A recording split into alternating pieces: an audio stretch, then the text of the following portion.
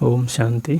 8/10/2022 की मुरली से ज्ञान की बात। पॉइंट्स। प्रश्न।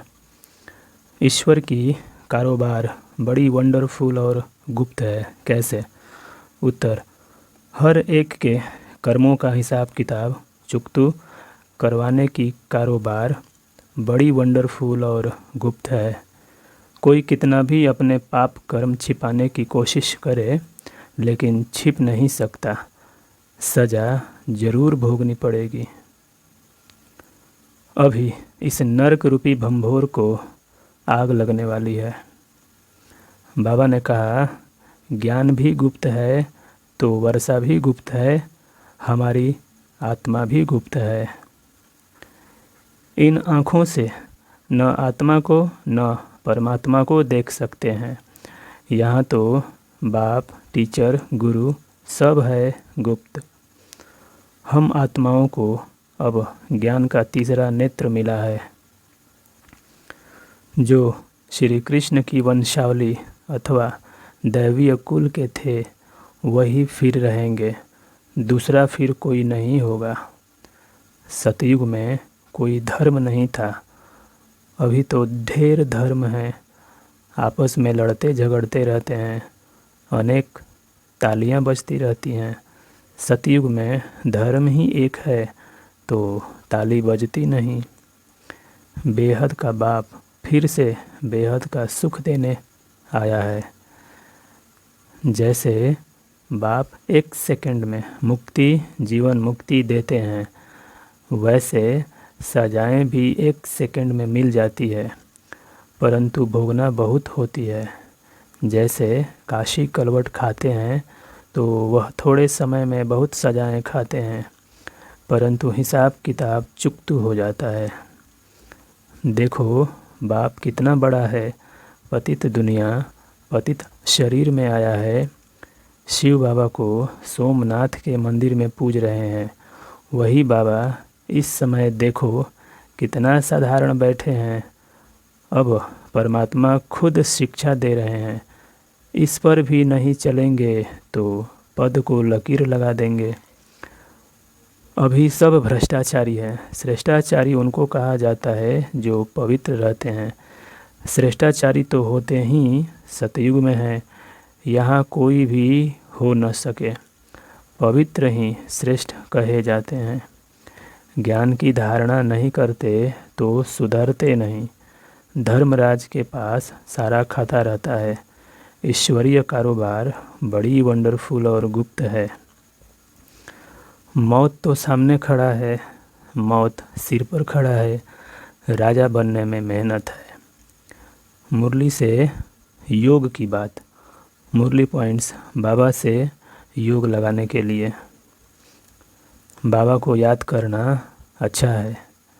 एक बाप को याद करने का हड्डी पुरुषार्थ करना है। बाप को याद करने से विकर्म विनाश होंगे।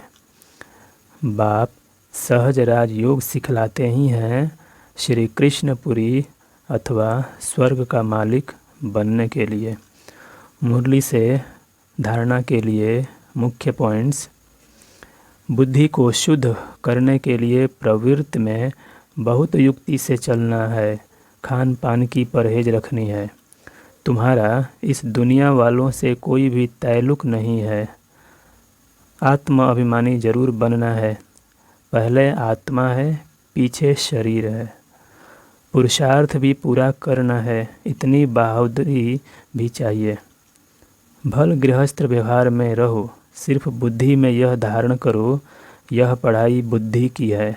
घर में रहते श्रीमत पर चलो, खान पान से भी असर लग जाता है, इसलिए युक्ति से चलना है। तुमको तो बिगर सजा खाए हिसाब किताब चुकतू करना है, इसलिए ऐसा पुरुषार्थ करना चाहिए जो सजा न खानी पड़े।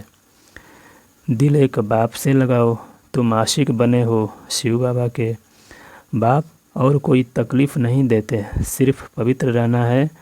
काम महाशत्रु है, इन पर जीत पाने से तुम श्री कृष्णपुरी के मालिक बनेंगे। बाप का फरमान है, पवित्र बनो तो 21 जन्म की रजाई पाएंगे। पतित बनने से तो बर्तन मांज कर रहना अच्छा है। बाप बच्चों को समझाते हैं, दिल हमेशा साफ रखनी चाहिए, ज़रा भी अहंकार न रहे। बिल्कुल गरीब बन जाना अच्छा है। यहाँ तो कोई भी पाप नहीं करना चाहिए। तुमको तो पुण्य आत्मा बनना है। श्रीमत के आधार पर अपने आप से पूछो, यह पाप है व पुण्य है। बाबा समझाते हैं, जो भी पाप किए हैं वह बाप को सुनाने से आधा पाप मिट जाएगा। जितना हो सके पुरुषार्थ करना है। श्रीमत पर जरूर चलना पड़े। देखना है कि मेरे से कोई बुरा काम हुआ, पाप तो नहीं होता है। बाप से पूरा वर्षा लेना चाहिए। सच्चे बाप के साथ सच ही बोलना चाहिए। बाप को बतलाना चाहिए कि हमसे यह पाप हुआ है, क्षमा करो। मुरली से सेवा के लिए पॉइंट्स। बाप का फरमान है, पवित्र बनो, मैं तुम्हें भक्ति का फल देने आया हूँ। तो ज़रूर भगवान की मत पर चलना पड़े, तब ही बिगर सजा खाए हम मुक्ति जीवन मुक्ति को पाएंगे। जन्म जन्मांतर का बोझा सिर पर है। मुरली से वरदान, दुख की लहरों से न्यारे रह, प्रभु प्यार का अनुभव करने वाले खुशी के खजाने से संपन्न भव।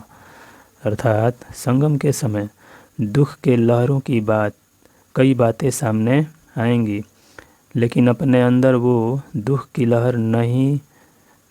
लहर दुखी नहीं करे।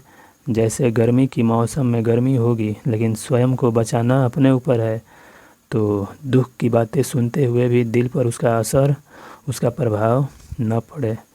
जब ऐसे दुख की लहरों से न्यारे बनो, तब प्रभु का प्यारा बनेंगे। जो ऐसे न्यारे और परमात्मा प्यारे हैं, वही खुशियों के खजाने से संपन्न रहते हैं।